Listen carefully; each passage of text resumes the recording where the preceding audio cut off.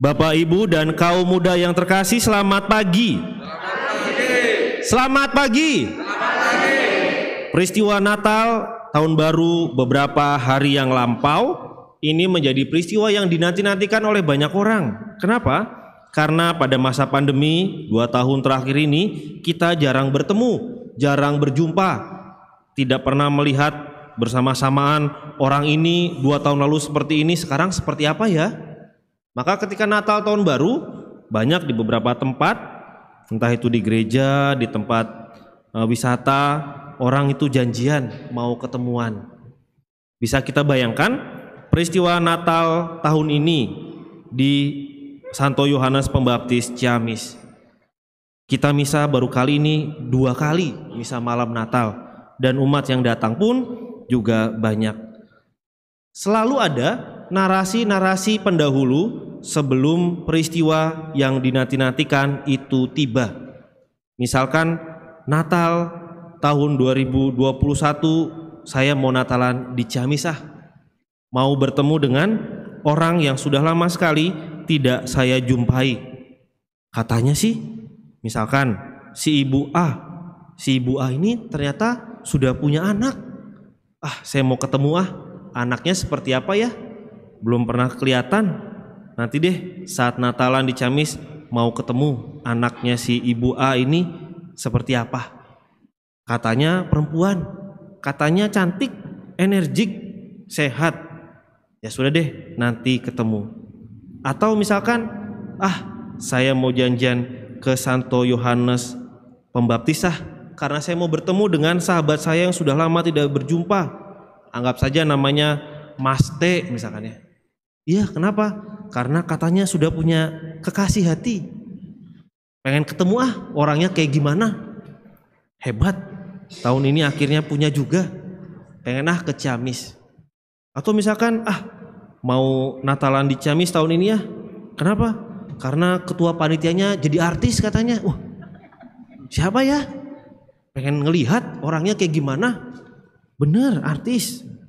Nah, lalu narasi-narasi pendahulu sebelum perjumpaan itu kerap kali muncul dalam bentuk obrolan, kerinduan, atau kekepoan misalkan.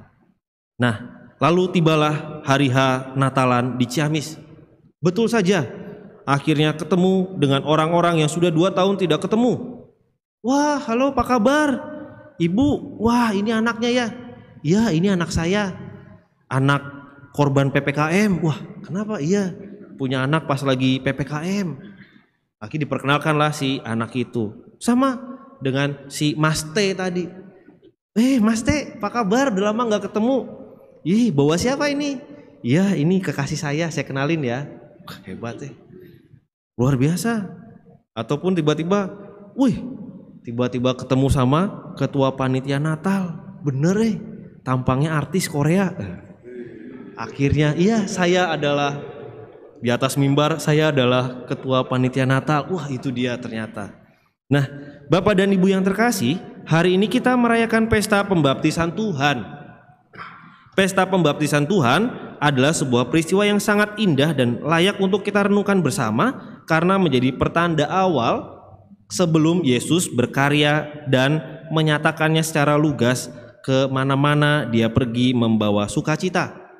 Maka titik dasarnya adalah pembaptisan. Nah, orang-orang itu juga tahu sejak dunia perjanjian lama sudah diiming-imingi oleh narasi-narasi pendahulu tentang datangnya Sang Mesias, datangnya Putra Allah, datangnya Sang Penyelamat, datangnya Sang Hakim, datangnya Sang Penguasa alam semesta. Sebagaimana dalam nubuat, dalam bacaan pertama dari Yesaya juga sama, semua menubuatkan bahwa nanti akan datang loh Sang Mesias. Nabi yang lain juga menceritakan yang sama, iya nanti juga akan datang Sang Penyelamat loh. Lalu semua orang menanti-nanti, kok dinanti-nantikan terus nggak datang-datang, cuman dikasih tahu kabar saja, dikasih tahu berita saja. Ini hoaks jangan-jangan, para nabi kok tidak pernah hadir di tengah-tengah manusia yang diwartakan pada zaman dunia perjanjian lama oleh para nabi. Nah, saat itu saatnya ternyata hadir pada hari ini. Ketika Yohanes membaptis banyak orang, lalu datanglah Yesus ngikut dalam rombongan untuk dibaptis juga oleh Yohanes di Sungai Yordan. Dan peristiwanya sangat indah dan mulia setelah Yesus dibaptis. Apa yang terjadi? Terbukalah langit, turunlah Roh Kudus dalam rupa burung merpati, dan terdengarlah suara dari langit, suara Allah Bapa yang mengenalkan anaknya. Inilah anak yang kukasihi, kepadamulah aku berkenan. Maka mirip seperti Natalan kemarin. Ini loh anak saya yang baru lahir. Ini loh kekasihku yang sudah lama tidak pernah kuceritakan. Ini loh ketua panitia Natal yang jadi artis Korea. Maka perkenalan ini menjadi digenapi karena yang memperkenalkan bukan lagi para nabi, tetapi Allah sendiri.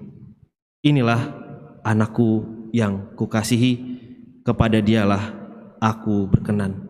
Nah, Bapak dan Ibu yang terkasih, dari peristiwa inilah maka secara lugas Yesus semakin dikenal. Oh, ini anak Allah yang selama ini kita nanti-nantikan.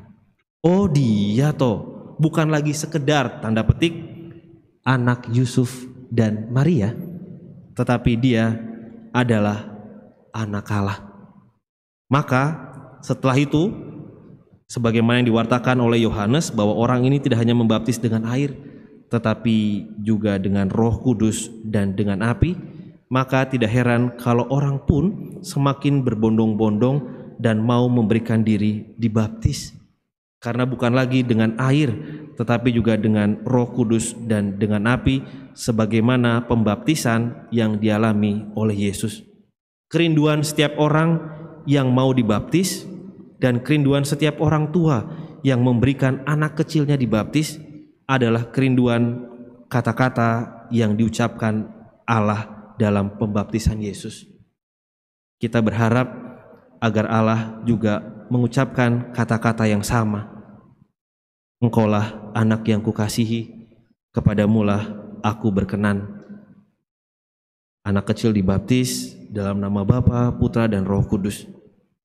Maka Allah berkata, "Hei kamu, Bejo, hei kamu, si Tompul, engkaulah anak yang kukasihi, kepadamulah aku berkenan."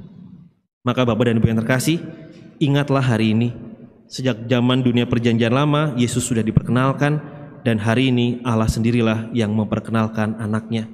Kita sudah mengenal Yesus yang sama, sebagaimana kita yang sudah dibaptis, ataupun yang sedang merindukan pembaptisan. Maka terkadang menjadi miris, kita sudah mengenal Yesus, tetapi kerap kali kita menjadi pribadi yang sering lupa sama Yesus, atau pura-pura lupa ingatan, tidak mengenal Yesus. Padahal baptisan kita sama, kita sudah diperkenalkan oleh dunia perjanjian lama, oleh para nabi dan nubuatnya, tetapi kadang kerap kali kita lupa dan pura-pura lupa, amnesia, bahwa saya enggak kenal Yesus. Dan ini menjadi bahan permenungan bagi kita semua dalam menjalani perjalanan hidup ini.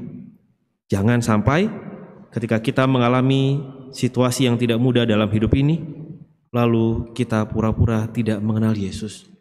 Sedang sedih, sedang terluka, sedang jatuh, lalu kita tidak mencari Yesus, malah kita mencari yang lainnya. Ketika kita sedang stres, sedang sakit, sedang membutuhkan bantuan spiritual, yang kita cari malah bukan Yesus. Seakan-akan kita tidak mengenal Dia.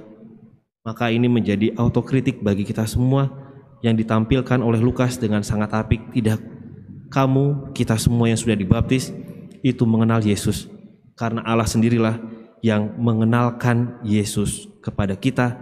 Dia adalah anaknya yang dikasihi dan kita adalah murid-muridnya.